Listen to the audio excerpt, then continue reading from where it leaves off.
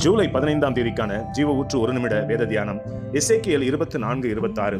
அந்த நாளிலே தானே தப்பி வந்த ஒருவன் உன்னிடத்தில் வந்து உன் காதுகள் கேட்க சொல்லுவான் அல்லவோ என்பதே. மேற்கண்ட வசனத்தில் தப்பி வந்தவன் என்று குறிப்பிடப்பட்டுள்ளதே. அதில் தப்பி வந்தவன் யார் என்பதை முதலாவது தியானிப்போம். தப்பி வந்தவன் என்பவன் தேவனுடைய கோபாக்கினைக்கு அல்லது தேவ கோபாக்கினையின் நாளுக்கு தப்பியவனே தப்பி வந்தவன் என்று வேதம் கூறுகிறது. தேவ கோபாக்கினை ஏன் வெளிப்படுகிறது என்றால், தங்கள் பாவ வழிகளையும் அசுத்த வழிகளையும் விடாமல் மனதை கடினப்படுத்தி மென்மேலும் தங்கள் வாழ்வில் பாவத்தை கூட்டிக் கொண்டு தேவ இரக்கத்தை கிருபையை உதாசீனப்படுத்துகிற யாவர் மேலும் தேவ கோபாக்கினையின் நாள் நிச்சயமாக நியமிக்கப்பட்டிருக்கிறது.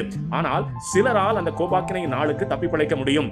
அவர்கள் யாரெனில், தங்கள் பாவங்களை குற்றங்களை உணர்ந்தவர்களாக தேவனுக்கு முன்பாக மாய்மாலமோ வேஷமோ போடாமல் தன்னை அவருக்கு மறைவாக ஒளித்துக் கொள்ளாமல் அவரிடத்தில் அறிக்கையிட்டு விட்டு விடுகிறவர்கள் யாரோ அவர்கள் தேவனிடத்தில் இரக்கம் பெறுவார்கள். இவ்வாறு தேவனிடத்தில் இரக்கம் பெறுகிறவர்களே தேவ கோபாக்கினைக்கு தப்பி பிழைத்தவர்களாவர். இவ்வாறு தப்பி பிழைக்கிற யாவரும் மற்றவர்கள் முன்னும் சபையிலும் சாட்சியாக இருக்க வேண்டும். தேவன் தனக்கு பாராட்டிய கிருபையை இரக்கத்தை மற்ற செவிகள் கேட்க சொல்ல வேண்டும். அநேகர் வெட்கப்பட்டு தேவனை மகிமைப்படுத்த தயங்கி விடுகிறார்கள். பிரியமானவர்களே, தேவன் நம்மை நரகாக்கினைக்கு தப்புவித்துள்ளார். ஆகவே தேவனை மகிமைப்படுத்தி தேவாசீர்வாதத்தை பெற்றுக்கொள்வோம். ஆமேன், அல்லேலூயா.